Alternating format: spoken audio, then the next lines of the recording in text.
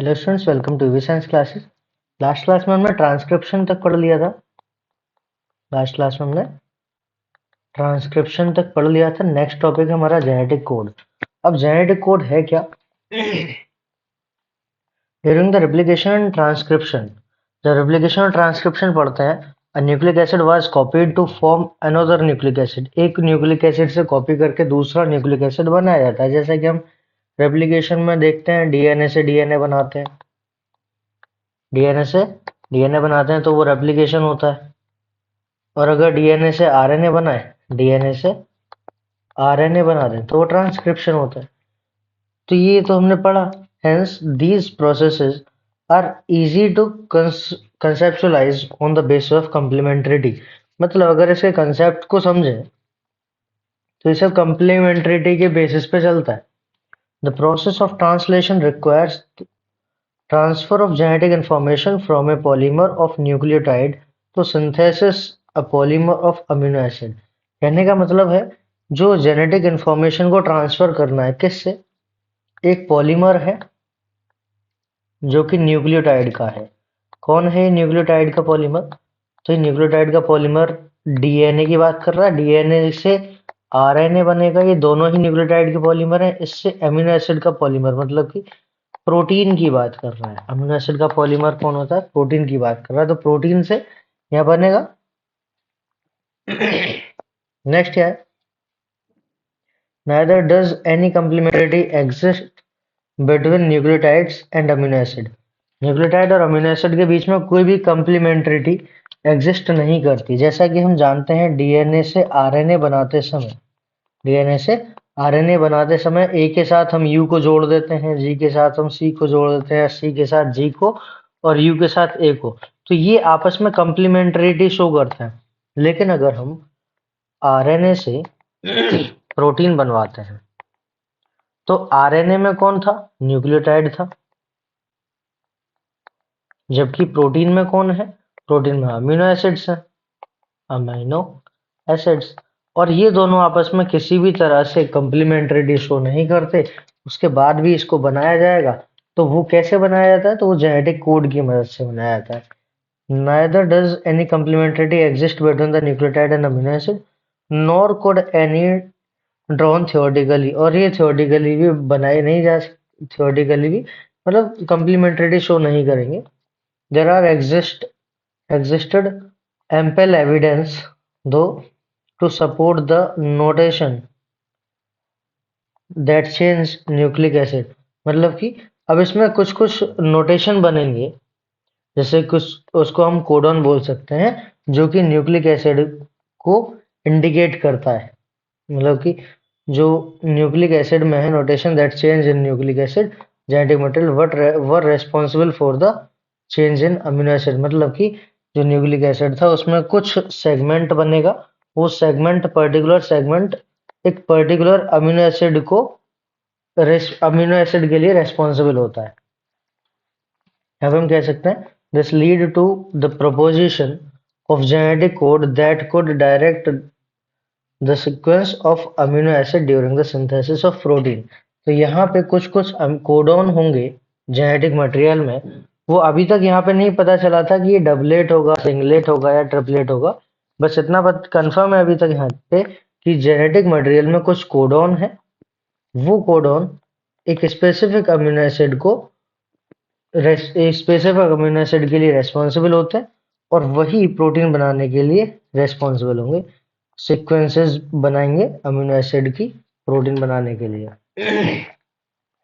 Next क्या है? If determining the biochemical nature of genetic material and structure of DNA was very exciting. अब हमने DNA की structure पढ़ी हुई है तो वो बहुत ज्यादा। अब आगे क्या होगा इसमें? The proposition of and deciphering of genetic code were most challenging। अब चैलेंजिंग क्यों था? In a very true sense, it require involvement of scientist। यहाँ पे कुछ साइंटिस्ट का इन्वॉल्वमेंट था।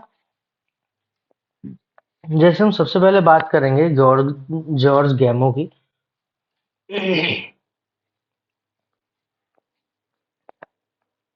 जॉर्ज गैमो अभी जो जॉर्ज गेमो है, जॉर्ज गेमो ने क्या बताया था कि जो अमीनो एसिड्स होते हैं वो 20 टाइप के अमीनो एसिड्स हैं। तो 20 टाइप के अमीनो एसिड को बनाने के लिए जेनेटिक कोड बनाने पड़ेंगे। अब जेनेटिक कोड चार तरह के हमने वो जो नाइट्रोजन बेस थे पढ़े हुए हैं, कौन कौन से? ए, अगर आरएनए की बात करें तो यू, जी और सी। अब इन चारों को अगर सिंगल सिंगल की फॉर्म में रखें, ए से एक बने, यू से दूसरा अमीनो एसिड बने, जी से तीसरा, सी से चौथा, तो इस तरह से अगर हम देखते हैं तो चार ही टाइप के अमीनो एसिड बन पा रहे हैं, जो कि गलत था क्योंकि अमीनो एसिड तो 20 तरह के होते हैं। तो और कहाँ से आएंगे? तो औरों के लिए क्या किया गया, फिर कॉम्बिनेशन बनाए गए। कैसे? ए के साथ यू भी आ रहा है, ए के साथ ए भी आ रहा है, ए के साथ जी भी है और ए के साथ सी भी है।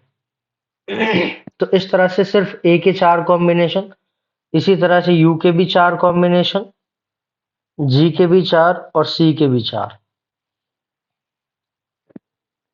तो टोटल देखेंगे तो 4 चौक 16, फिर भी 16 अमीनो एसिड बन सकते हैं, चार फिर भी कम है।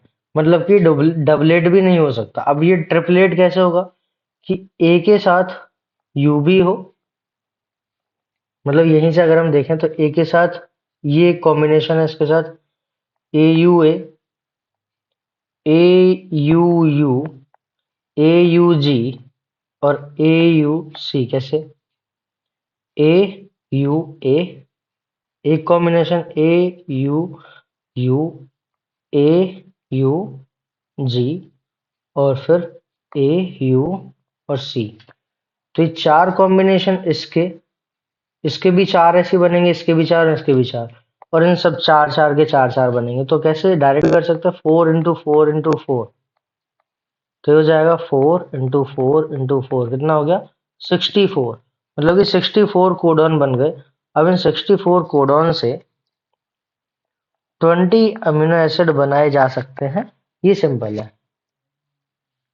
तो यहाँ पे ये तो कंफर्म हो गया कि जो 64 कोडॉन प्रेजेंट होते हैं, या फिर हम कहें 64 कोडॉन की जरूरत पड़ेगी 20 अमीनो एसिड बनाने के लिए। तो ये किसका था? जॉर्ज गैमो का था। अब इसको प्रूफ करने के लिए हरगोविंद खुराना आए। हरगोविंद खुराना ने इसको प्रूफ किया। हरगोविंद खुराना ने इंस्ट्रूमेंटल तरीके से प्रूफ किया था। उसके बाद निरनबर्ग आते हैं। निरनबर्ग ने सेवरो का एंजाइम बनाया था। अब इसमें देखते हैं और क्या क्या लिखा हुआ है। एक फिजिसिस्ट थे, जॉर्ज गेमो, argued that since there are only four bases, चार ही bases थे AUGC, जैसा कि हमने देखा था, if they have to code for 20 amino acid, the code should constitute a combination of bases। क्यों? अगर अकेले चार से बनाएंगे तो चार ही अमीनो एसिड बन सकता है, जो कि 20 बनते हैं, जबकि बनते कितने 20 हैं। अगर दो दो का कॉम्बिनेशन बने तो 4 × 4 आ जाता है, फिर भी 16 बनते हैं, लेकिन बनाने कितने होते हैं? 20 बनाने होते हैं। तो वो भी नहीं चलेगा, तो ट्रिपलेट वाला चल जाएगा। अब क्या होगा फिर इसमें? Providing proof that codon was triplet was a more doubting task. मतलब कि इसके लिए प्रूफ देना बहुत बड़ा टास्क था।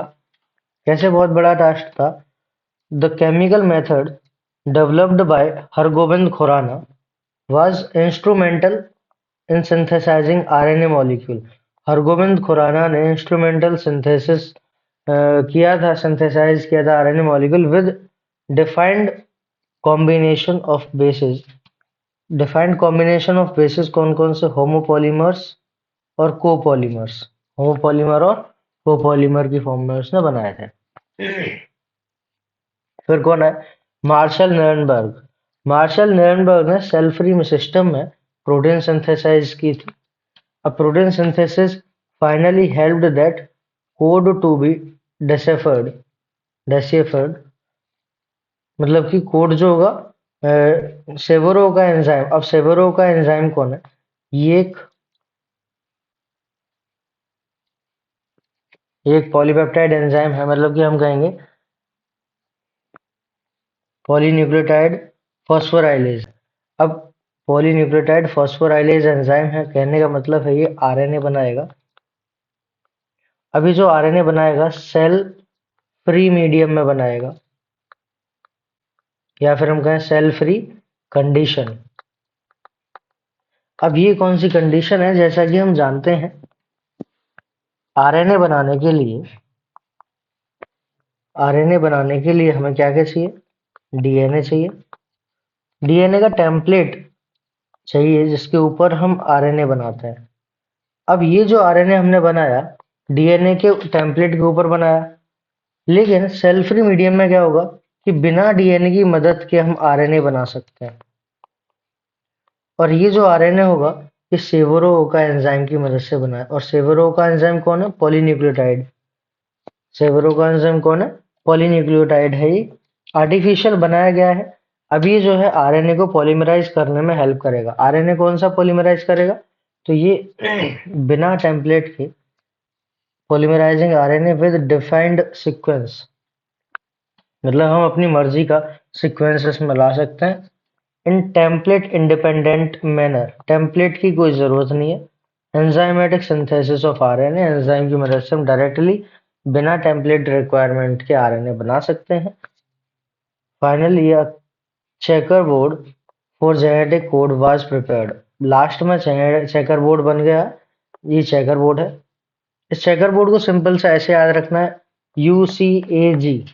अब UCAG इसी सीक्वेंस को फॉलो करते हुए एक टेबल बनाई, उसमें UCAG, इधर भी UCAG, इधर एक बॉक्स में 4 UCAG, और इसी तरह से सब रिपीट होते चले जाएंगे। तो यहाँ से एक U, दूसरा इधर से, और तीसरा इधर से, तो ये बना U, U, और इधर U, फिनाइलएलेनिन। इसी तरह से कोई सा भी देख सकते हैं, जैसे कि इसको देखते हैं ये कैसे बना। तो ये बनाने के लिए इधर से C आया, दूसरा U इधर से आया, तीसरा C इधर से आया। तो ये इस तरह से जेनेटिक कोड बना सकते हैं। हमें इसमें याद कौन कौन से रखने हैं? तो सबसे पहले तो हमें स्टार्ट कोडॉन याद रखने हैं। कौन कौन से हैं स्टार्ट कोडॉन? तो यहाँ पे AUG,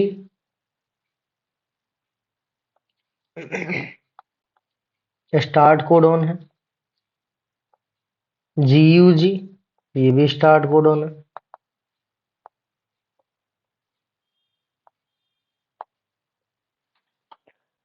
ये जो GUG है, अगर ये किसी भी चेन में बीच में है तो वेलिन बनाएगा, और अगर स्टार्टिंग में है तो मिथ्योनिन बनाना शुरू कर देता है। इसके बारे में अभी पढ़ेंगे आगे। एक हमें याद रखना है, कौन सा? स्टॉप कोडॉन याद रखना है। UAA, UAG, और UGA। UA क्या है? ओकर है। UAA जो है ये ओकर है। UAG कौन है? ये अंबर है। और UGA कौन है? ये ओपेल है। तो ये UAA, UAG और UGA हमें याद रख लेना है। इसके बाद क्या होगा? 3 ये हो गए और 2 स्टार्ट कोडॉन हो गए। एक हमें याद रखना है फिनाइलएलेनिन, UUU। एक प्रोलिन, CCC याद रखना है। लाइसिन ट्रिपल याद रखना है, और ग्लाइसिन ट्रिपल G याद रखना है। ये कुछ जरूर याद रख लेना है, बाकी तो सब बिना याद करे भी काम चल जाएगा। तो ये जरूर याद रखना है।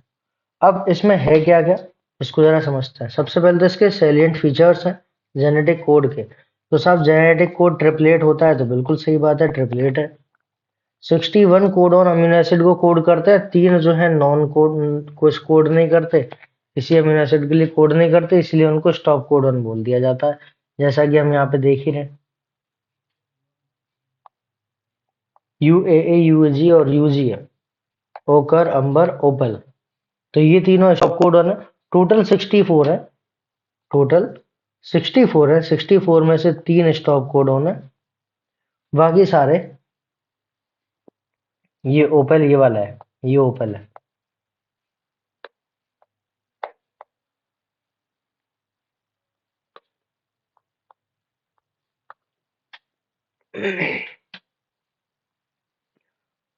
तो 64 में से सिर्फ 61 अमीनो एसिड बनाते हैं, बाकी 3 स्टॉप कोडॉन है। Some amino acid are coded by more than one codon. एक अमीनो एसिड एक से ज्यादा कोडॉन के द्वारा कोड किया जा सकता है, इसको हम डीजेनरेसी बोलते हैं। एग्जाम्पल के लिए जैसे ल्यूसिन, यूयूए भी ल्यूसिन बना रहा है, यूयूजी भी, सीयूयू भी, और सीयूसी भी, सीयूए, सीयूजी, ये सारे ही कोडॉन मिलके ल्यूसिन ही बना रहे हैं। तो ये क्या है कि एक अमीनो एसिड एक से ज्यादा कोडॉन के द्वारा कोड किया जा सकता है, इसको हम बोलते हैं डीजेनरेसी। अब नेक्स्ट आता है, इसमें कोई पंचुएशन नहीं होती है। पंचुएशन कैसे? जैसे ये इसमें स्पेस दिया हुआ है, एक्चुअल में स्पेस भी नहीं होता।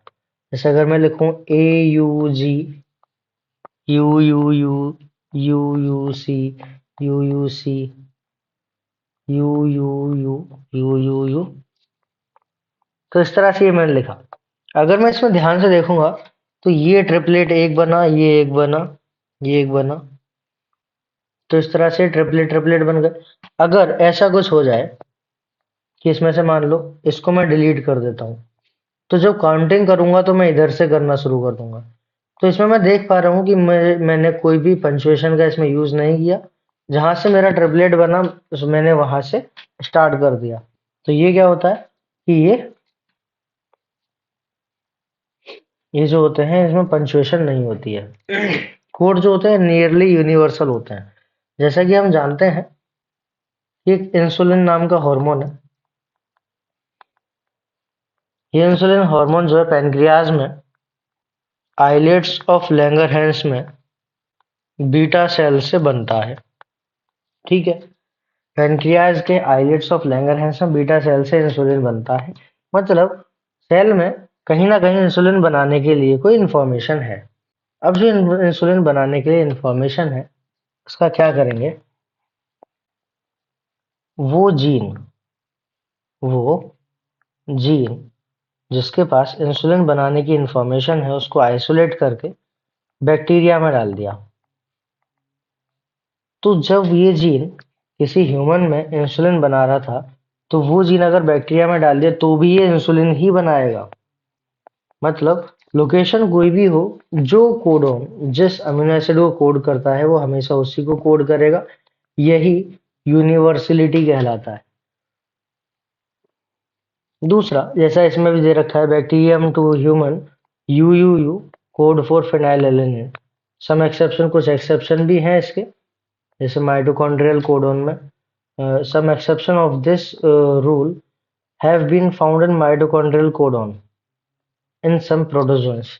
तो इसके कुछ कुछ एक्सेप्शन भी देखने को मिल जाते हैं, तो उसका हमें ध्यान रखना है।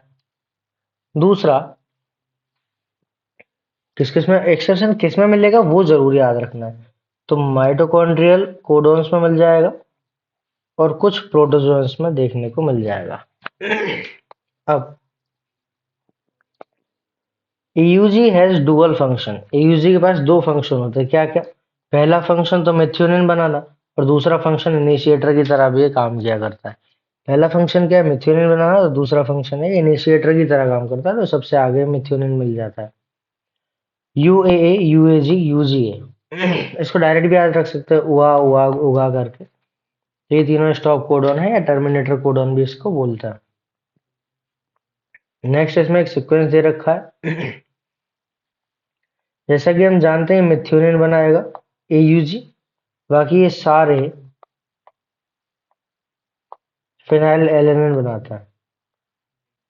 तो यहाँ पे हम देख पा रहे हैं ये सीक्वेंस बना, सबसे आगे मिथ्योनिन आ गया और ये सारे फिनाइल एलेनिन बनाते हुए दिखाई दे रहे हैं। अब इसमें है, do you face any difficulty in predicting the opposite. तो इसमें कुछ डिफिकल्टी फेस हुई। हाँ, तो डिफिकल्टी क्या है? इसका कोई कंप्लीमेंट्री सीक्वेंस नहीं है, या कंप्लीमेंट्री सीक्वेंस नहीं है, जिस वजह से डायरेक्टली याद करने पड़ते हैं। प्रैक्टिकल एनालिसिस के द्वारा ये सारी चीजें पता चलती हैं।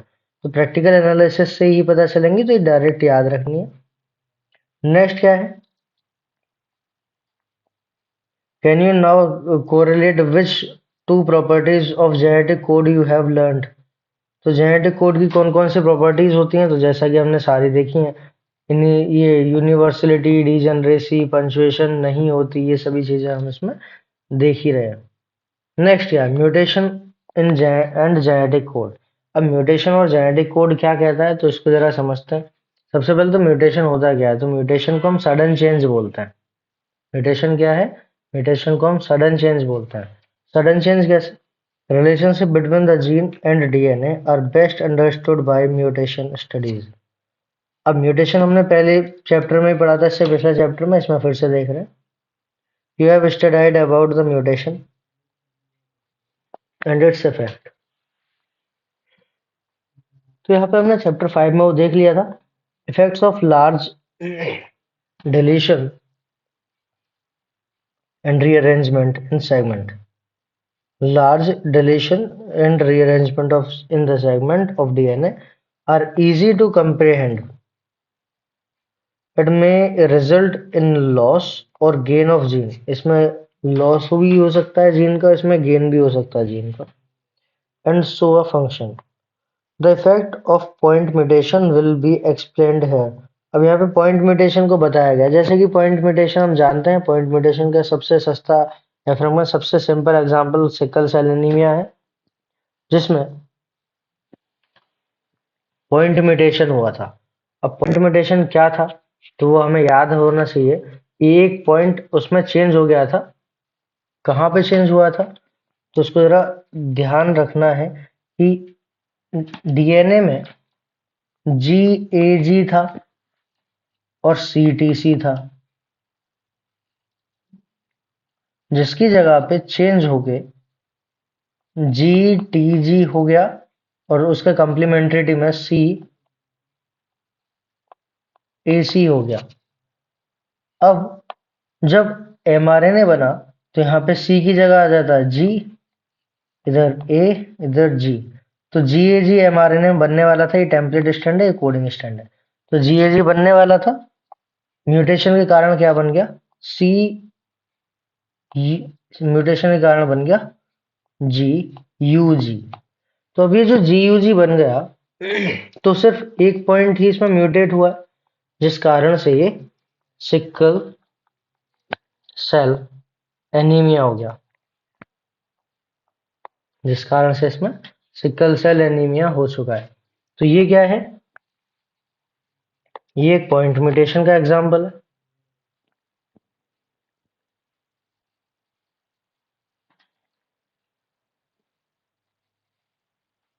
अब क्या होगा,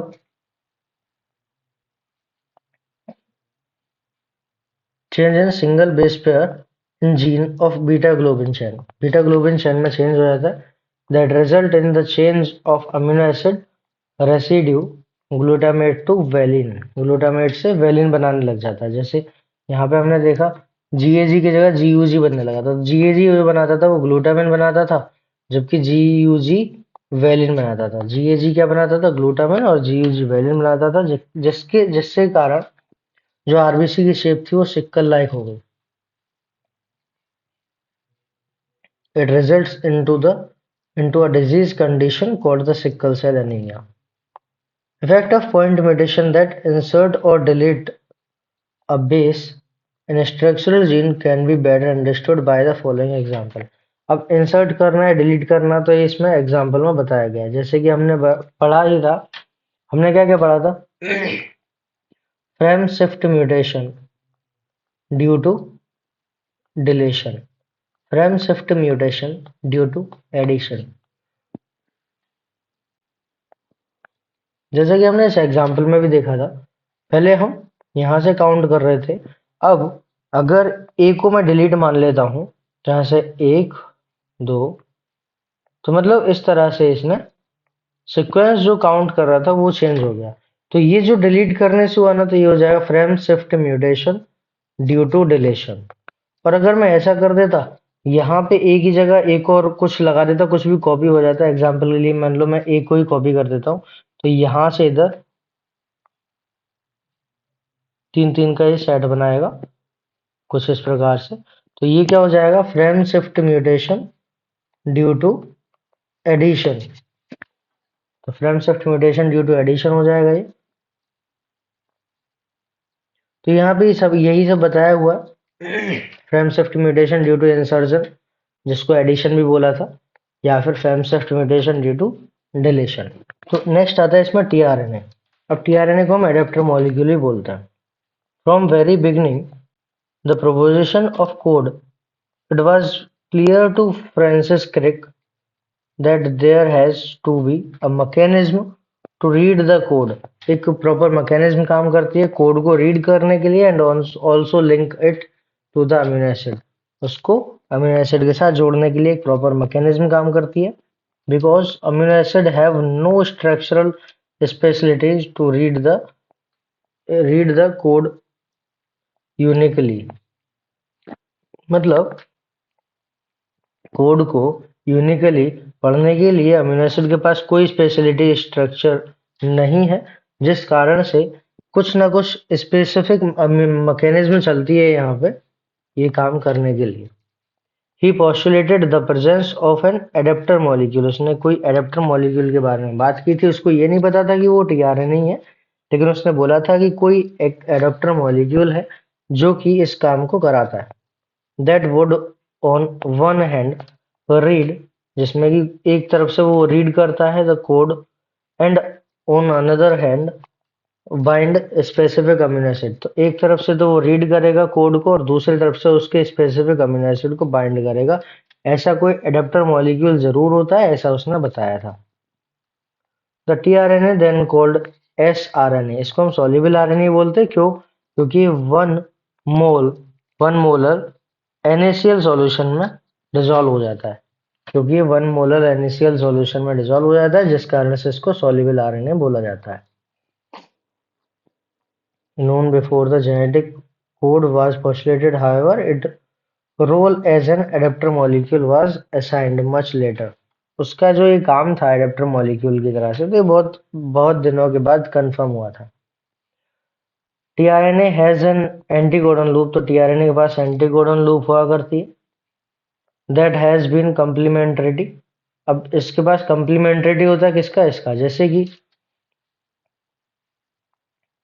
यहाँ पे यू के साथ कौन जुड़ता है? ए के साथ यू और सी के साथ जी, तो ये दोनों आपस में कम्प्लीमेंट्री है।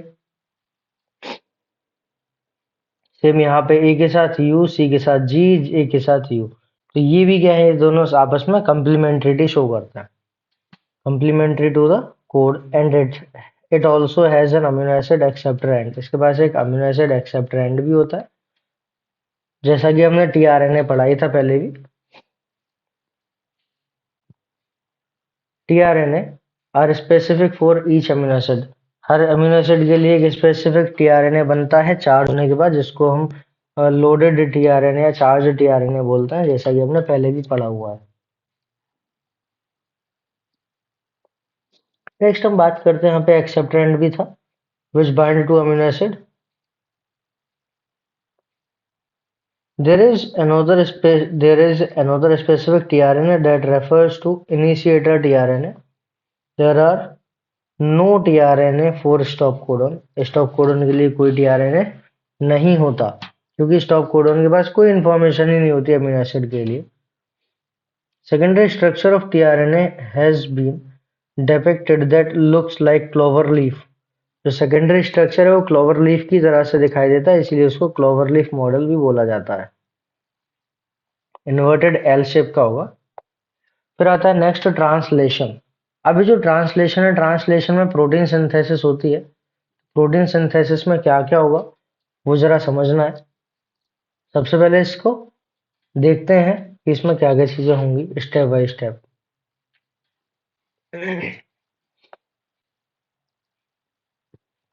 तो प्रोटीन सिंथेसिस में सबसे पहला काम क्या होगा? Activation of amino acid.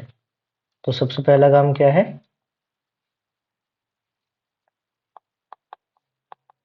Activation of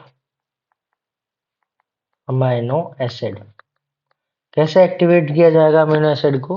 तो यहाँ पे अमीनो एसिड था, एटीपी का यूज करते हुए एंजाइम की मदद से। एंजाइम कौन सा था? एंजाइम हमने पढ़ा था कौन सा? अमीनो एसाइल सिंथेटेज एंजाइम था। कौन सा एंजाइम था?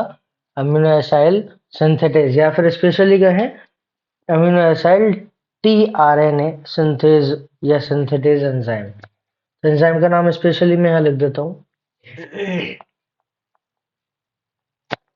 अमीनो एसाइल टीआरएनए सिंथेटेज, ये एंजाइम का नाम है। तो अमीनो एसिड एटीपी के साथ एंजाइम की प्रेजेंस में जुड़ा, यहाँ पे मैग्नीशियम आयन भी यूज होगा, और फिर क्या बन जाएगा? Amino acid AMP enzyme complex. तो ये बना amino acyl AMP enzyme complex. अब एएमपी क्या है? जैसे हमने एटीपी पढ़ा था, एटीपी में क्या था? एडिनोसिन मोनोडाइट्राई। तो एडिनोसिन ट्राइफॉस्फेट था, इसमें से एक हटा, दूसरा हटा, तो बचा क्या? एएमपी बचा, एडिनोसिन मोनोफॉस्फेट, और दो इनऑर्गेनिक फॉस्फेट यहाँ पे आ जाएंगे, प्लस 2 पीआई। अभी इनऑर्गेनिक फॉस्फेट आ गया, तो ये पहला स्टेप हुआ क्या? Activation of amino acid. तो अमीनो एसिड एक्टिवेट हो गया, जिसमें एक एटीपी का खर्चा हो गया। नेक्स्ट हम बात करते हैं चार्जिंग ऑफ टीआरएनए। दूसरा स्टेप, चार्जिंग ऑफ टीआरएनए। और टीआरएनए की चार्जिंग करेंगे तो चार्जिंग ऑफ टीआरएनए को हम अमीनो एसाइलेशन ऑफ टीआरएनए भी बोलते हैं। अमीनो एसाइलेशन ऑफ टीआरएनए भी बोलते हैं। तो अमीनो एसाइलेशन ऑफ टीआरएनए भी बोलेंगे, इसको टी है।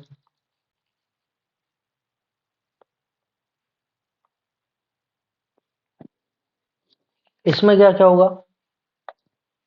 जो अपना कॉम्प्लेक्स था वही वाला, amino acid AMP enzyme complex.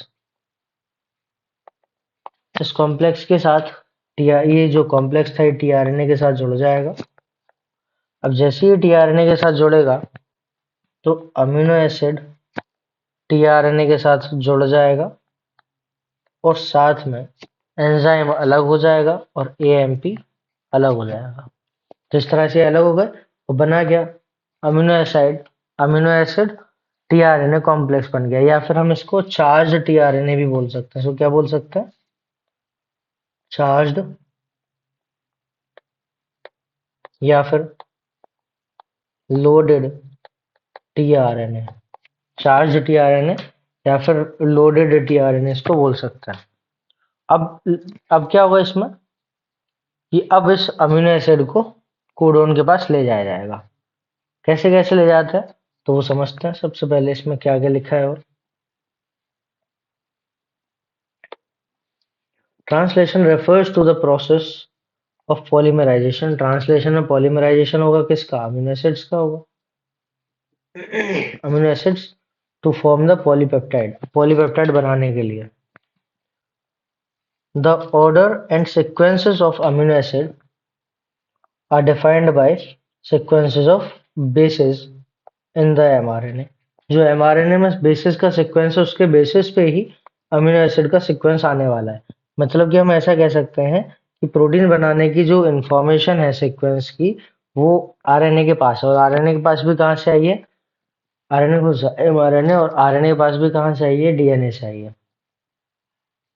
The amino acid are joint by bond which is known as the peptide bond. जैसा कि हम जानते हैं प्रोटीन अमीनो एसिड से मिलकर बनी होती है, तो एक अमीनो एसिड दूसरे अमीनो एसिड से जुड़ेगा, और ये जो बॉन्ड बनेगा इसमें, इसको पेप्टाइड बॉन्ड बोलते हैं। तो ये पेप्टाइड बॉन्ड हो जाएगा। नेक्स्ट अगर हम इसमें बात करते हैं तो यहाँ पे पेप्टाइड बॉन्ड क्या करेगा वो हमें पता चली गया। Formation of A peptide bond requires energy. Peptide bond बनाने में भी एनर्जी लगती है। Therefore in first phase itself amino acid are activated in the presence of ATP। अब ATP की प्रेजेंस में एक्टिव किया जाएगा, जैसा कि हमने अभी भी देखा था, and linked to their cognate tRNA. अपना जो रेस्पेक्टिव टीआरएनए उसके साथ जुड़ जाएगा, A process commonly known as the charging of tRNA or amino acylation of tRNA, इसी को हम क्या बोल देते थे, लोडिंग ऑफ tRNA भी बोल देते थे, to be more specific. If two such charge tRNA are brought close, अब वो जो चार्ज tRNA वो इतने पास में आ जाते हैं कि दोनों के अमीनो एसिड में पेप्टाइड बॉन्ड बन जाता है। कहने का मतलब है, अगर मैं इस तरह से tRNA को रिप्रेजेंट करता हूँ और यहाँ पे एक अमीनो एसिड है, तो जो दूसरा tRNA आएगा वो इतने पास में होते हैं कि इन दोनों के बीच में पेप्टाइड बॉन्ड बना देंगे। इन दोनों के बीच में ये कौन सा बॉन्ड बन जाएगा, पेप्टाइड बॉन्ड बन जाएगा। तो ये पेप्टाइड बॉन्ड बनाने के लिए सफिशिएंट होते हैं, इतने ज्यादा पास में होते हैं ये। नेक्स्ट हम बात करते हैं आगे, close enough to the formation of peptide bond. Peptide bond बनाने के लिए बिल्कुल पास में होता है। Would be favoured energetically, would be favored energetically, the presence of catalyst would enhance the rate of peptide bond formation। और कैटालिस्ट होगा तो वहां पे फॉर्मेशन, बॉन्ड फॉर्मेशन जो है वो फास्ट रेट में होने लगेगा। द सेलुलर फैक्ट्री और responsible for the synthesis of protein, ribosome. जैसा कि हम बचपन से पढ़ते आ रहे हैं कि ribosome is a protein factory, तो कैसे प्रोटीन बनाती है वो हम यहाँ पे देखेंगे। The ribosome consist of structural RNA and about 80 different type of protein. ये हमें स्पेशली याद रखना है कि राइबोसोम के पास क्या क्या होता है। कुछ आरएनए, कौन से आरएनए, आरआरएनए, राइबोसोमल आरएनए उसको बोलते हैं। तो राइबोसोमल आरएनए होंगे और 80 डिफरेंट टाइप यहाँ पे प्रोटीन देखने को मिल जाएंगे। In its inactive state it exist as two subunit. Inactive state में जो राइबोसोम है वो दो सब यूनिट में मिलता है। जैसे अगर मैं बोलूं कि ये जो राइबोसोम है ये प्रोकैरियोटिक राइबोसोम है। प्रोकैरियोटिक राइबोसोम हमने पढ़ा 70S टाइप का होता है, जब इसको हम ब्रेक करते हैं 30S और 50S में टूट जाता है। जो 30S वाली है वो स्मॉल सब यूनिट होती है, जब 50S वाली है वो लार्ज सब यूनिट होती है। और ये दोनों जनरली सेपरेट रहते हैं। कब ये आके मिल जाते हैं, तो जब प्रोटीन बनानी होती है तब, जब प्रोटीन बनानी होती है तब ये आके मिल जाते हैं। और अगर थोड़ा सा केमिकली बात करें तो मैग्नीशियम आयन की कंसंट्रेशन बढ़ने पर ये दोनों आपस में जुड़ जाते हैं। मैग्नीशियम आयन की कंसंट्रेशन बढ़ने पे ये दोनों आपस में जुड़ जाते हैं। तो 80 डिफरेंट टाइप की इसमें प्रोटीन्स देखने को मिलेंगे जो कि इनएक्टिव स्टेट में है। It exist as two subunit, large and small. तो दो तरह की सब यूनिट होती है जैसा कि हमने पढ़ा है। When the small subunit encounters mRNA, जब एमआरएनए के पास स्मॉल सब यूनिट पहुंच जाती है, the process of translation of mRNA to protein begins. तो इसकी शुरुआत कहाँ से मानते हैं, ट्रांसलेशन की शुरुआत हम मानते हैं कि एमआरएनए के पास जब स्मॉल सब यूनिट आगे जुड़ जाएगी तो वहीं से हम उस ट्रांसलेशन की स्टार्टिंग मान लेते हैं। और क्या होगा, ribosome also act as catalyst. Ribosome जो है वो कैटलिस्ट की तरह काम करता है। 23S rRNA in bacteria is the enzyme ribozyme. ये स्पेशल याद रखना है पॉइंट कि 23S rRNA जो है बैक्टीरिया में वो राइबोजाइम की तरह से काम करता है, जो कि पेप्टाइड बॉन्ड बनाने में हेल्प करता है। तो ये स्पेशल पॉइंट है, क्वेश्चन आने की पूरी संभावना है। नेक्स्ट क्या है, translation of unit in mRNA is the sequence of RNA that flanked. Flanked का मतलब होता है एंड पे। जैसे कि मान लो ये एक सेगमेंट है डी आरएनए का, तो यहाँ पे ये एक एंड है, दूसरा एंड ये है, तो इन दोनों को हम फ्लैंक्ड बोलेंगे। तो फ्लैंक्ड है। A translational unit in mRNA is the sequence of RNA that flanked by the start codon। Start codon AUG यहाँ होगा and stop codon यहाँ होगा। स्टॉप कोडन में UAA, UAG और UGA, ये तीन आते हैं, ओकर, अंबर और ओपल। तो इन तीनों को भी याद रखना है। And mRNAs also have some additional sequence। जैसे मैंने कहा कि यहाँ से यहाँ तक प्रोटीन बनने वाला है, तो कुछ सीक्वेंस यहाँ पे और कुछ सीक्वेंस यहाँ पे छूट जाएगा जिसका ट्रांसलेशन नहीं होगा उसको हम बोलते हैं अनट्रांसलेटेड रीजन, यूटीआर। क्यों है वो? तो यूटीआर जो होता है वो 5 एंड पे भी होता है और 3 एंड पे भी होता है, और ये क्या करेगा, 3 एंड पे स्टॉप कोडॉन के बाद होता है और 5 एंड पे स्टार्ट कोडॉन से पहले होता है। मतलब अगर स्टार्ट कोडॉन यहाँ है तो ये सीक्वेंस कैसा हो जाएगा, अनट्रांसलेटेड रीजन हो जाएगा। अगर ये स्टॉप कोडॉन है तो ये स्टॉप कोडॉन है तो उसके बाद में ये कैसा हो जाएगा, यूटीआर हो जाएगा, untranslated region. Next, they are required for efficient translation process. Efficient translation process में उसकी रिक्वायरमेंट रहती है, तो ये हमें पता ही है। नेक्स्ट हम आगे चलते हैं। For initiation of ribosome bind to mRNA. अब ये एमआरएनए के साथ बाइंड करना पड़ेगा at the start codon AUG that recognized only by initiator tRNA। तो इनिशिएटर tRNA से रिकॉग्नाइज किया जाएगा। अब इसको जरा समझते हैं कि हुआ क्या क्या। आगे एक बार देख लेते हैं। During this stage complex is composed of an amino acid linked to our tRNA subsequently by to the appropriate codon in mRNA forming complementary base pairs। और वो complementary के अकॉर्डिंग वो लगाता है with mRNA। Amino acids are added one by one, translation into the polypeptide sequence catalyzed, dedicated by the represented by mRNA, dedicated and represented by mRNA। At the end, a release factor, release factor की बात जो हो रही है वो stop codon से हो रही है, तो release factor bind to the stop codon. जो स्टॉप कोडॉन है वहां पे रिलीज फैक्टर बाइंड हो जाएगा, terminate the translation and release the complete polypeptide chain. यहाँ पे क्या क्या हुआ आप एक एक करके देखते हैं। सबसे पहले सबसे पहले यहाँ पे जो होता है ट्रांसलेशन में एक्टिवेशन ऑफ अमीनो एसिड हमने पढ़ लिया, चार्जिंग ऑफ टीआरएनए हमने पढ़ लिया। इसके बाद आता है इनिशिएशन। इनिशिएशन में क्या होगा, तो इनिशिएशन के टाइम पे जो स्मॉल सब यूनिट थी, हम प्रोकैरियोट के बारे में बात करें तो जो स्मॉल सब यूनिट थी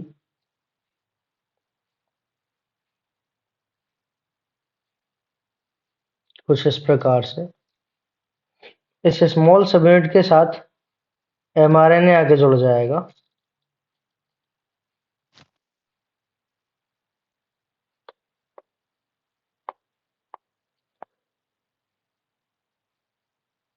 ये एमआरएनए जैसे, तो ये एमआरएनए आके जुड़ गया, और एमआरएनए जब जुड़ गया तो एमआरएनए के बाद यहाँ पे आता है ये जेनेटिक कोड है। अब जेनेटिक कोड है तो यहाँ पे क्या होगा, ये 5 प्राइम है, ये 3 प्राइम है, ये है स्मॉल सब यूनिट, स्मॉल सब यूनिट। मान लो प्रोकैरियोट है तो 30S की बात कर लेते हैं। अभी जो स्मॉल सब यूनिट है यहाँ पे इनिशिएशन कोडोन है, इनिशिएशन कोडोन में क्या मिलेगा, तो यहाँ पे टीआरएनए आएगा जिसके पास AUG कोड होगा। अब इनिशिएशन कोडोन है तो AUG यहाँ पे कोड होगा AUG। तो इस AUG के अकॉर्डिंग यहाँ पे अमीनो एसिड आ जाएगा मिथ्योनिन। कौन सा, मिथ्योनिन। और इस मिथ्योनिन के साथ में यहाँ पे हमने टीआरएनए में दो सब यूनिट, दो लूप पढ़े थे स्पेशली। कौन कौन से, एक DHE लूप पढ़ा था हमने, ये वाला ये जो था ये था टी साइसी लूप, और ये था DHE लूप। जो DHE लूप था इसके एक्टिवेशन में हेल्प करता है, जबकि टी साइसी लूप क्या करेगा, अमीनो एसिड जो प्रोटीन है उसका राइबोसोम है, उस राइबोसोम की लार्ज सब यूनिट को बुलाने का काम करता है। मतलब कुछ इस प्रकार से लार्ज सब यूनिट आ जाएगी। अब लार्ज सब यूनिट जब आ जाएगी तो यहाँ पे इसके पास 3 एरिया होते हैं। ये होता है ए साइट जिसको हम एक्सेप्टर साइट बोल सकते हैं, ये है पी साइट जिसको हम पेप्टाइड साइट बोल सकते हैं, और ये है ई साइट जिसको हम एग्जिट साइट बोल सकते हैं। हमें यहाँ पे एक स्पेशल चीज क्या याद रखनी है, तो स्पेशल चीज हमें ये याद रखनी है कि जो स्मॉल सब यूनिट है, स्मॉल सब यूनिट जो है राइबोसोम की, इसको लोकेशन कैसे पता चलेगा कि एमआरएनए पे कहाँ पे जाके अटैच होना है? तो ये लोकेशन पता लगाने के लिए अगर प्रोकैरियोट है तो प्रोकैरियोट जो होता है उसमें होता है साइन डालगार्नो सीक्वेंस। प्रोकैरियोट्स में क्या होगा? Shine Dalgarno sequence. तो साइन डालगार्नो सीक्वेंस से इसका पता चलेगा कि इससे को कहाँ पे अटैच होना है। कि साइन डालगार्नो सीक्वेंस और एंटी साइन डालगार्नो सीक्वेंस ये दोनों आपस में कंप्लीमेंट्री होते हैं, जो कि प्रोकैरियोट में बताते हैं कि उसको कहाँ पे जाके या फिर उनका स्मॉल सब यूनिट को कहाँ पे जाके अटैच होना है। अगर हम यूकैरियोट की बात करते हैं तो यूकैरियोट में हमें मिलेगा 7 मिथाइल गुआनोसिन ट्राइफॉस्फेट। जैसा कि हमने 5 प्राइम पे कैपिंग की थी। कैपिंग में क्या था? 7 मिथाइल गुआनोसिन ट्राइफॉस्फेट ही तो जोड़ा था 5 प्राइम पे। तो ये 7 मिथाइल गुआनोसिन ट्राइफॉस्फेट का कंप्लीमेंट्री कहाँ होता है? ये होता है राइबोसोम के आरआरएनए पे। तो ये भी कहाँ था? एंटी डायगोनल सीक्वेंस राइबोसोम के आरआरएनए के पास होता है और ये भी राइबोसोम के आरआरएनए के पास होता है। ये कब? ये यूकैरियोट के केस में और ये किस में? प्रोकैरियोट के केस में। तो ये हमें पता चल गया।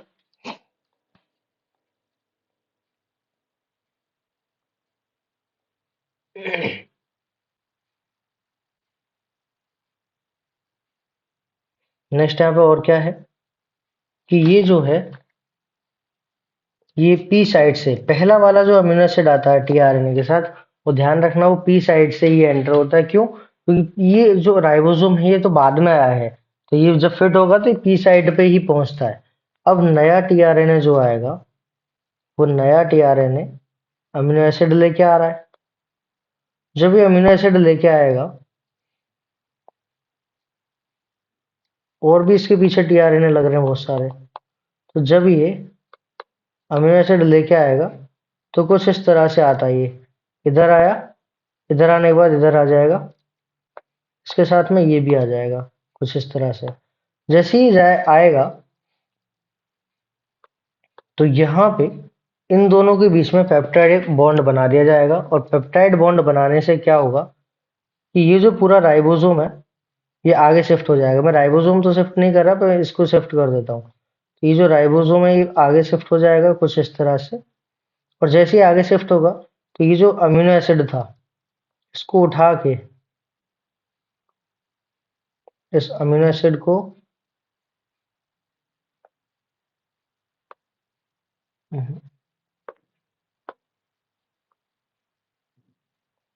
इस अमीनो एसिड को उठा के इसके साथ ऐसे जोड़ दिया जाएगा पेप्टाइड बॉन्ड के द्वारा। और ये जो फ्री टीआरएनए दिखाई दे रहा है, ये जो फ्री टीआरएनए दिखाई दे रहा है, ये फ्री टीआरएनए कुछ इस तरह से जाता हुआ दिखाई देगा एग्जिट साइड से, और ये पूरा सिस्टम आगे शिफ्ट कर जाएगा। तो यहां से क्या हुआ? अब तो ये जाता हुआ दिख रहा है और यहां से फिर ये नेक्स्ट फिर आगे आ जाएगा कुछ इस तरह से, और इसके जैसे और आते जाएंगे। और ये कुछ यहाँ से भी इसको डायरेक्ट इधर बना देता है। तो कुछ इस तरह से ये फिर से इधर बॉन्ड बनाएगा और इधर चलता चला जाएगा। तो इस तरह से एक्चुअल में ये आरएनए इधर नहीं जाता, ये इधर जाता है। मतलब कि जो राइबोसोम है वो आगे जाता है, बिल्कुल ऐसे जैसे ये जिप है। इस जिप में ये जो लॉक होता है ना, ये लॉक आगे जाता है, जिप पीछे नहीं जाती। तो सेम इस तरह से ये राइबोसोम आगे जा रहा है, एमआरएनए पीछे नहीं जाता, जैसा कि यहाँ पे। अब अगर इसमें देखें तो इसमें ये ए साइड है, ये पी साइड है और ये ई साइड है। अब ये जो ई साइड है और पी साइड है, पी साइड में पेप्टाइड साइड होती है, तो यहाँ पे पेप्टिडिल ट्रांसफरेज नाम का एंजाइम था जो कि इधर इसमें क्या करा रहा है, ये बॉन्ड बनवा रहा है। और ये इतने पास में होता है कि बॉन्ड बना सकता है। तो ये पूरी चेन उठ के इधर शिफ्ट हो जाएगी और ये फ्री होके इस तरह से बाहर चला जाएगा और ये आगे बढ़ जाएगा। तो ये जो हो रहा है ये प्रो ट्रांसलेशन हो रहा है। क्या हो रहा है? ट्रांसलेशन। और इस तरह से यहाँ से प्रोटीन चैन बनती हुई बाहर हो जाती है। ध्यान रहे, प्रोटीन बनते समय ही सिर्फ प्राइमरी स्ट्रक्चर में होती है, फिर उसके बाद जैसी बाहर जाएगी तो सेकेंडरी स्ट्रक्चर में कन्वर्ट हो जाएगी। नेक्स्ट हम देखते हैं यहाँ पे रेगुलेशन ऑफ जीन एक्सप्रेशन। अब जीन एक्सप्रेशन को किस तरह से रेगुलेट किया जाता है? Regulation of gene expression refers to a very broad term that may occurs at various level, जो बहुत सारे लेवल पे देखने को मिल जाएगी। considering that gene expression result in the formation of a polypeptide. अब जीन एक्सप्रेशन कैसे होगा? तो पॉलीपेप्टाइड बना के ही जीन एक्सप्रेशन होगा, ये सभी जानते हैं। जैसा कि हमने पढ़ा हुआ भी है कि डीएनए से आरएनए बनाएंगे तो जेनेटिक इन्फॉर्मेशन आरएनए में आ गई। आरएनए से प्रोटीन बनाते हैं तो जेनेटिक इन्फॉर्मेशन प्रोटीन की फॉर्म में आ गई, और प्रोटीन मॉडिफाई होके अलग अलग फंक्शन करता है। तो यही तो जीन एक्सप्रेशन है। अभी किस तरह से काम करता है कि हम formation of polypeptide, it can be regulated at several levels. Eukaryotes में कुछ कुछ जगह पे हम रोक सकते हैं। Eukaryotes the regulation could be exerted at. Regulation कहाँ कहाँ हो सकता है? तो हमें ध्यान देना है ट्रांसक्रिप्शनल लेवल पे, मतलब कि जब ट्रांसक्रिप्शन होता है, ट्रांसक्रिप्शन में आरएनए बन जाता है। आरएनए बनता है तो प्राइमरी ट्रांसक्रिप्ट बनता है जिसको हम एचएनआरएनए बोलते हैं। तो एचएनआरएनए की प्रोसेसिंग के बाद मैच्योर एमआरएनए बनता है। तो यहाँ पे हम इसको कंट्रोल कर सकते हैं। दूसरा कहाँ कंट्रोल कर सकते हैं? प्रोसेसिंग लेवल पे।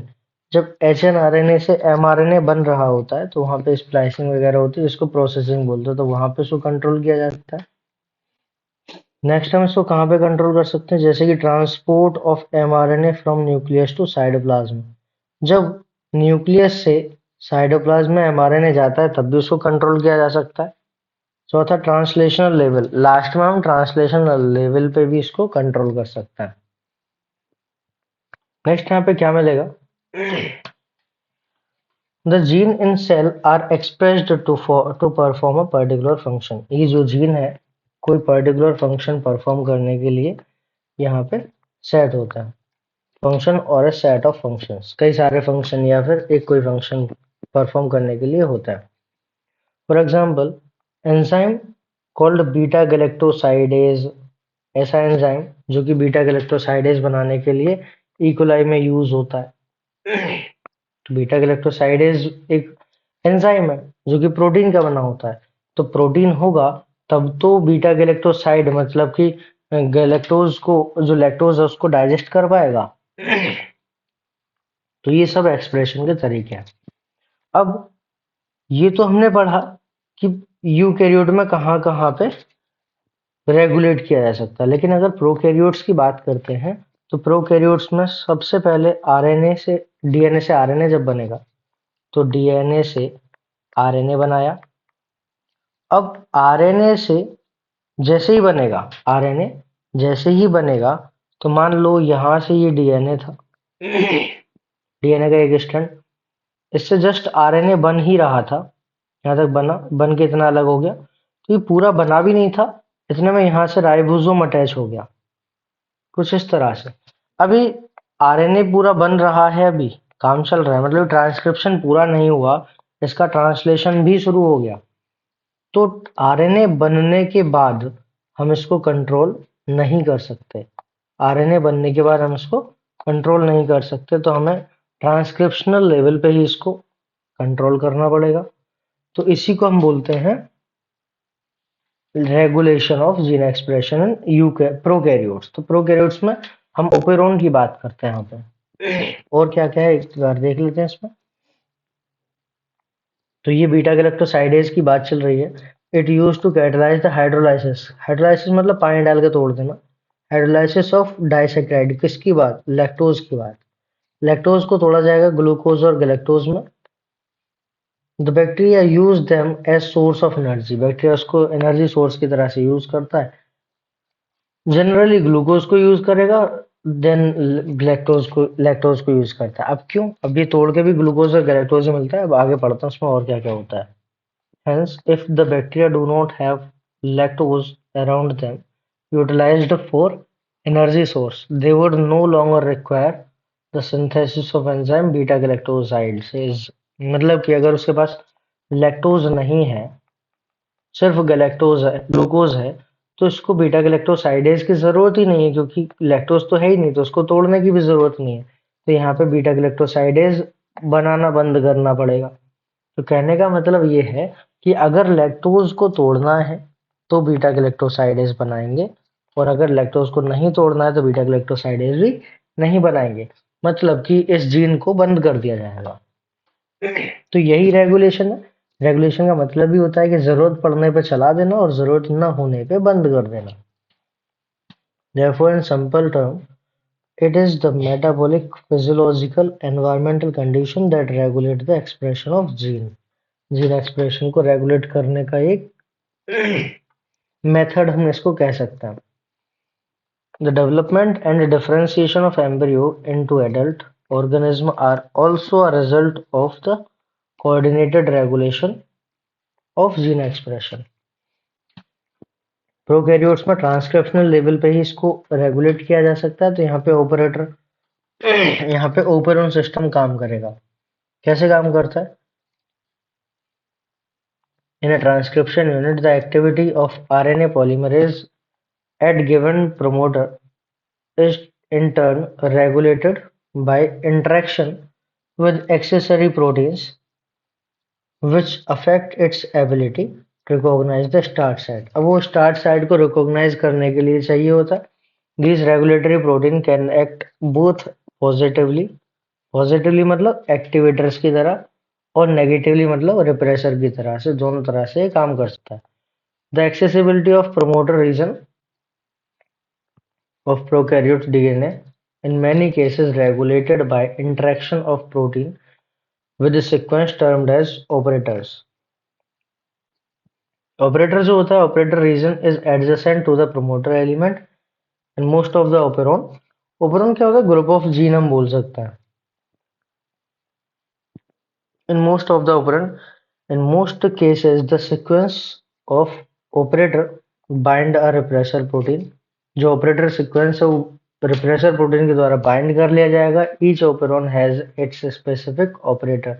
हर ओपेरॉन का एक स्पेसिफिक ऑपरेटर होता है और एक स्पेसिफिक रिप्रेसर होता है। For example lac operator is present only in lac operon. Lac operator जो है सिर्फ लैक ओपेरॉन में मिलता है और कहीं नहीं मिलेगा।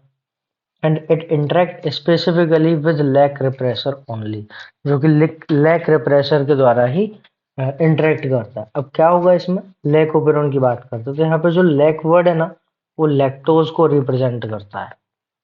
यहाँ पे जो लैक वर्ड है वो लैक्टोज को रिप्रेजेंट करता है। नेक्स्ट हम आगे बात करते हैं। तो ऑपरेटर क्या था? ऑपरेटर जो है वहां पे पॉलीमरेज बाइंड करता है। प्रमोटर पे पॉलीमरेज बाइंड करेगा, ऑपरेटर पे क्या होगा? जो कि प्रमोटर के जस्ट बराबर में है, जहाँ पे कुछ रेगुलेटर प्रोटीन बाइंड करती हैं। तो आगे देखते हैं इसमें क्या मिलेगा। Lacoperon was also a result of a close association between the genetist कौन है? फ्रांसिस फ्रैंकोस जैकोब, बायोकेमिस्ट है Jacob Monod. They were first to elucidate the transcriptionally regulated system। पहली बार ट्रांसक्रिप्शनली रेगुलेटेड सिस्टम को बताने वाले ये व्यक्ति थे दोनों। In lac operon, here lac refers to lactose। Lac यहाँ पर लैक्टोज को रेफर मतलब बता रहा है। पॉलीसिस्टोनिक का मतलब क्या था? हमने पढ़ा था पॉलीसिस्टोन जीन वो होता है जिसमें एक से ज्यादा तरह की प्रोटीन बनाई जा सके एक जीन एक सेगमेंट से, तो पॉलीसिस्टोनिक जीन होता है। Polycistronic structural gene regulated by common promoter and regulatory genes. Such arrangement is very common in bacteria. Bacteria में बहुत कॉमन होता है, रेफर टू एज ओपेरॉन। तो जहाँ पे प्रमोटर और रेगुलेटरी जीन हो तो उस सिस्टम को हम ओपेरॉन नाम दे देते हैं। अब कुछ एग्जाम्पल है जैसे कि lac operon, trp operon, ara operon, his operon और वेल ओपेरॉन। ये वेलिन होता है, ये हिस्टिडीन होता है, ये आर्जिनिन हो गया, ट्रिप्टोफैन और इलेक्टोज। ये इस तरह के ओपेरॉन सिस्टम होता है, लेकिन हमें स्पेशली लैक ओपेरॉन पढ़ना है। अगर लैक ओपेरॉन को देखेंगे तो लैक ओपेरॉन में क्या क्या चीजें होती हैं? Consist of one regulatory gene जो कि आई जीन है। यहाँ पे आई जीन का मतलब इंड्यूसर नहीं है, आई जीन का मतलब इनहिबिटर है। हमें याद रखना है कि आई जीन का मतलब इंड्यूसर नहीं है, इनहिबिटर होता है। एंड थ्री स्ट्रक्चरल जीन होंगे, Z Y A, lac Z gene, lac Y gene और लैक ए जीन। तो 3 जीन हो गए। I gene code for the repressor lac operon, repressor of lac operon. तो आई जीन इनहिबिटर जीन है, तो repressor protein ही बनवाएगा। Lac Z gene code for beta galactosidase, lac Z gene जो है बीटा गैलेक्टोसाइडेज बनाएगा, जिसको बीटा गैल भी बोलते हैं। which is primarily responsible for the hydrolysis of disaccharide। Disaccharide कौन है? लैक्टोज। लैक्टोज को तोड़ने के काम में ये आता है। Lactose is into its monomeric unit galactose और ग्लूकोज। लैक्टोज की मोनोमेरिक यूनिट क्या है? ग्लूकोज और गैलेक्टोज। वाइजिन जो है वो परमेज बनवाएगा जो कि सेल की परमेबिलिटी बढ़ा देता है। किसके लिए? बीटा गैलेक्टोसाइड्स के लिए। अभी जो बीटा गैलेक्टोसाइड है ये कौन है? याद रखना है कि जो बीटा गैलेक्टोसाइड है ये कोई और नहीं, ये लैक्टोज की बात कर रहा है। और स्पेशली कहें तो एलोलैक्टोज।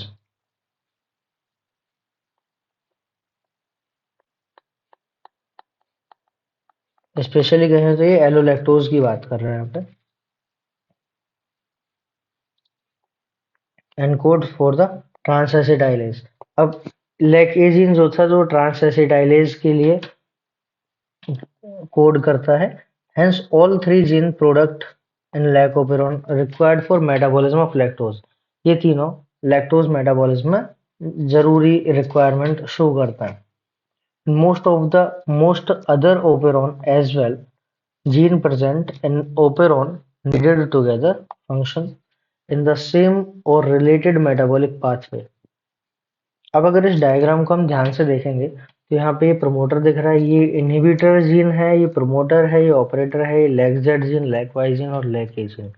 अब ये जो इनहिबिटर प्रोटीन जीन है ये रिप्रेसर एमआरएनए बनाता है। इस रिप्रेसर एमआरएनए से रिप्रेसर प्रोटीन बनेगी और ये ऑपरेटर पर जाके बाइंड कर देगी। अब जैसे ही ऑपरेटर पर जाके बाइंड करेगी तो ये ऑपरेटर ब्लॉक हो जाएगा, और जब ऑपरेटर ब्लॉक हो जाएगा तो पॉलीमरेज एंजाइम प्रमोटर साइट पे अटैच नहीं हो पाएगा। पॉलीमरेज जो कि कौन था? RNA polymerase. RNA polymerase enzyme promoter site पे बाइंड नहीं हो पाएगा और इसका ट्रांसक्रिप्शन भी नहीं होगा और इसका जो रिजल्टेंट है वो नहीं आएगा। तो ये इन एब्सेंस ऑफ इंड्यूसर, इंड्यूसर जब एब्सेंट है जबकि ये बात है। अब क्या होगा? जब एब्सेंट है तो ये जो सिस्टम है ये स्विच ऑफ है। इस समय पे ये स्विच ऑफ कंडीशन है। यहाँ पे मैं लिख देता हूँ स्विच्ड ऑफ कंडीशन है ये।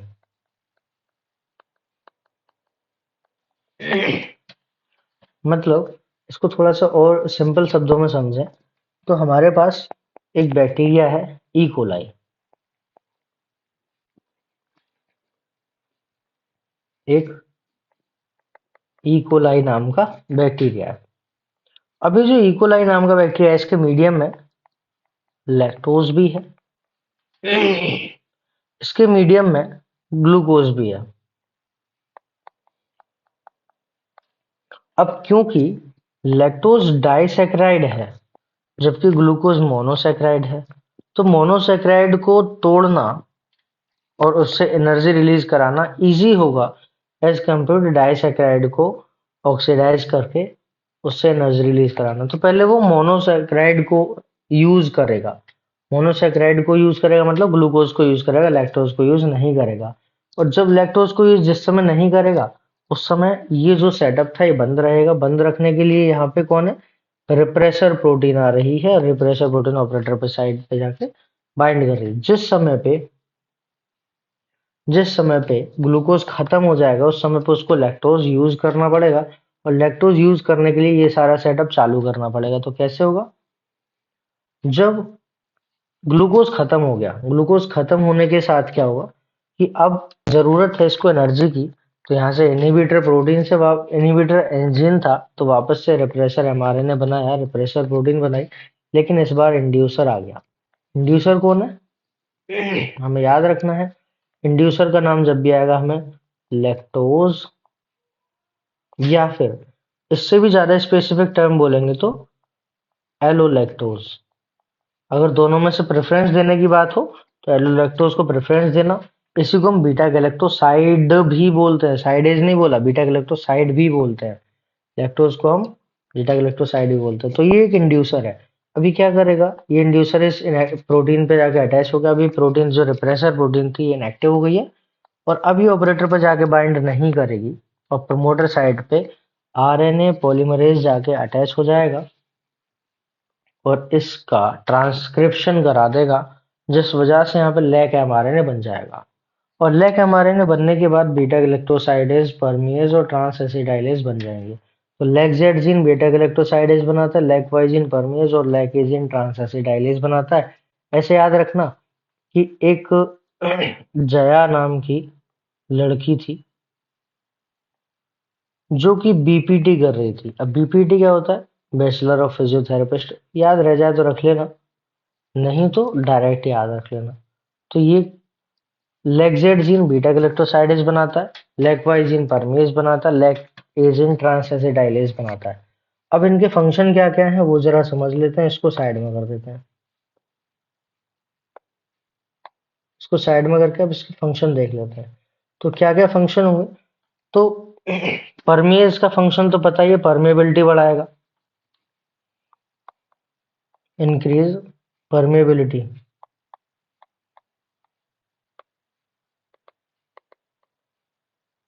ऑफ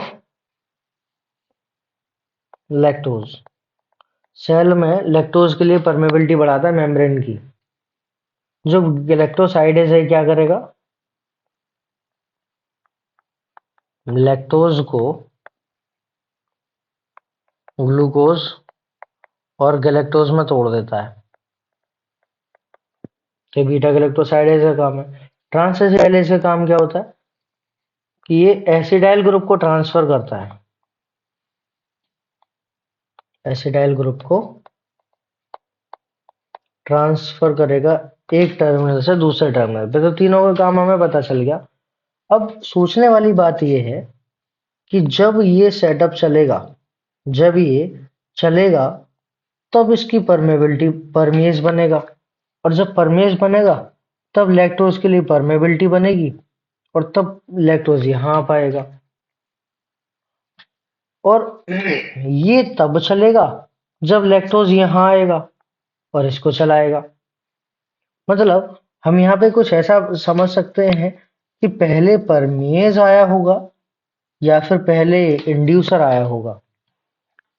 तो इसको समझने के लिए हमें ऐसा याद रखना है कि सभी जीन जितने भी होते हैं बॉडी में, सभी जीन पार्शली एक्टिव होता है, या फिर मैं कहूँ कि कोई भी जीन कंप्लीटली इनएक्टिव नहीं होता, कोई भी जीन कंप्लीटली इनएक्टिव नहीं होता। जैसा कि हमने पिछले चैप्टर में पढ़ा था, क्या? जैसे कि एक्स एक्स वाई, इसमें किसी भी ऑर्गेनिज्म में जैसे एक एक्स क्रोमोसोम है वो नॉर्मल है, इस एक एक्स के बाद दूसरा बार बॉडी कहलाता है। जैसे कि फीमेल में भी हम पढ़ते हैं एक्स एक्स दो क्रोमोसोम होता है, जिसमें कि एक तो फंक्शनल रहेगा, दूसरा बार बॉडी कहलाता है, मतलब कि इनएक्टिव बोलते हैं। अगर ये इनएक्टिव है तो इस फॉर्म में भी तो ये इनएक्टिव है। तो इस फॉर्म में जब इनएक्टिव होता तो यहाँ पे क्लाइनफेल्टर सिंड्रोम तो आना ही नहीं चाहिए था, क्योंकि ये तो इनएक्टिव है। लेकिन ऐसा नहीं होता, यहाँ पे सिंड्रोम आ जाता है। तो इससे क्या कंफर्म हुआ कि ये इनएक्टिव है लेकिन पार्शली हमेशा एक्टिव रहेगा। हर जीन चाहे वो कितना भी इनएक्टिव हो, पार्शली हमेशा एक्टिव रहता है। इसीलिए वो एबनॉर्मल कंडीशंस शो करता है। जैसे कि हम पढ़ते हैं नॉन डिसजंक्शन ऑफ क्रोमोसोम, उसमें दूसरा इनएक्टिव हो जाता है, ऐसा हम आइडियल कंडीशन में मान लेते हैं, लेकिन एक्चुअल में वो सभी पार्शली एक्टिव रहते हैं। तो इसी तरह से ये पूरा सेटअप भी पार्शली एक्टिव रहता है और थोड़ी अमाउंट में सेल के अंदर परमेज पहले से रहता है। जरूरत पड़ने पर वो परमेबिलिटी बढ़ाता है और लैक्टोज एंटर होके फिर इसको थोड़ी सी बड़े लेवल पर चलाता और अच्छी खासी अमाउंट में फिर बाद में लैक्टोज को लिया जाता है। तो ये जो था, ये कंडीशन थी वो पहले वाली स्विच्ड ऑफ कंडीशन। अब ये काम करने लगा तो इसको हम बोलेंगे switched on condition. Switched on condition.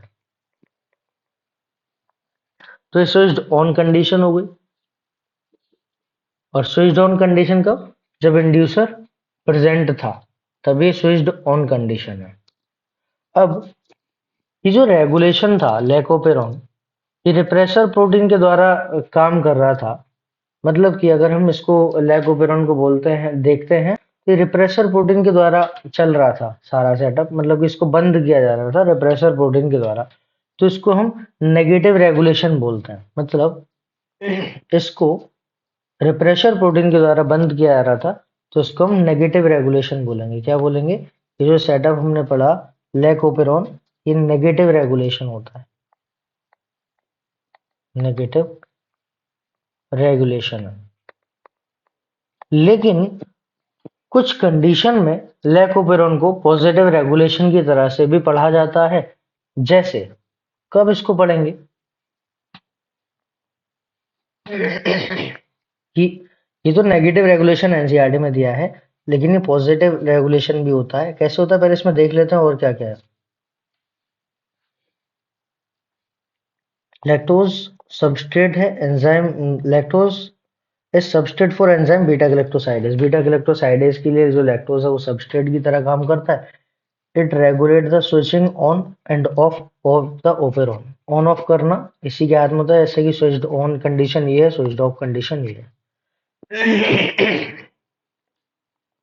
Hence it is termed as the inducer. अब इंड्यूसर कौन है इसमें? ये इंड्यूसर। इंड्यूसर कौन है? Lactose. In absence of a preferred carbon source of glucose such as glucose. जब ग्लूकोज नहीं होता तब इसको चालू किया जाता है। If lactose is provided in growth medium of bacteria, the lactose is transported into the cell through the action of permease. परमेज की मदद से ये लैक्टोज को अंदर लिया जाएगा। यहाँ पे दिया गया, remember a very low level of expression of lac operon has to be present in the cell all time. मतलब कि ये लैकोपेरॉन हमेशा चलता रहता है, बहुत पार्शियल कंडीशन में या पार्शियल अमाउंट में चलता रहता है all time. Otherwise lactose can not enter. अगर ऐसा नहीं होगा तो लैक्टोज कभी भी एंटर नहीं कर पाएगा इसमें। The lactose then induce the operon in the following manner. Lactose जो है इस तरह से ओपेरॉन को चलाता है। तो कैसे चलाएगा वो हमने देखा ही था। यहाँ पे क्या दिया है कि लैक्टोज और एलोलैक्टोज स्पेशली याद रखना है कि एलोलैक्टोज डायरेक्ट हमें स्पेसिफाइड फॉर्म है, ऑल टाइम ये चलता रहेगा। द रिप्रेशर और of the operon is synthesized all the time constitutively from I gene. अब यहाँ से हमें एक चीज याद रखनी है इसमें कि regulation of lac operon by repressor is referred to as negative regulation. Negative क्यों है? क्योंकि ये प्रोसेस को बंद कर रहा है, नेगेटिव रेगुलेशन है। अब ये पॉजिटिव रेगुलेशन में भी आ सकता है। कैसे? अगर इसको थोड़ा सा समझें तो अब ये पॉजिटिव रेगुलेशन की तरह से कैसे काम करेगा, तो जरा ध्यान से देखना है यहाँ पे कि ये होता है CAMP रिसेप्टर प्रोटीन,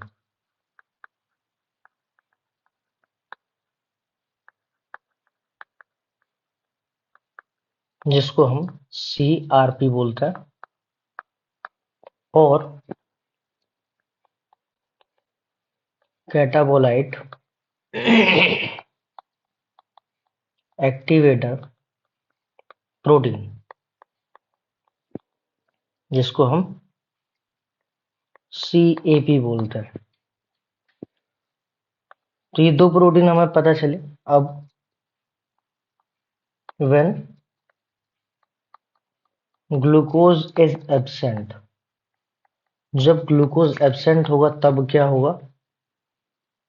CAMP का लेवल बढ़ जाएगा। जैसे CAMP का लेवल बढ़ेगा तो ये किसके साथ बाइंड कर जाएगा? CRP के साथ बाइंड कर जाएगा। CRP कौन था? CAMP receptor protein. तो CAMP का जैसे लेवल बढ़ेगा तो CAMP रिसेप्टर प्रोटीन के साथ मतलब CRP के साथ बाइंड कर जाएगा। जैसे ये CRP के साथ बाइंड करेगा तो यहाँ पे CRP CAMP कॉम्प्लेक्स बन जाएगा।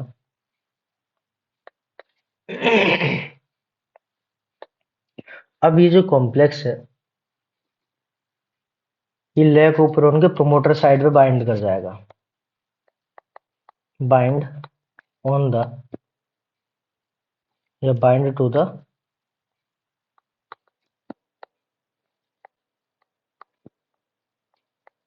promoter of lac operon.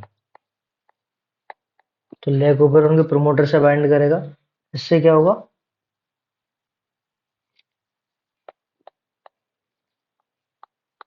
Enhance the binding of RNA polymerase to the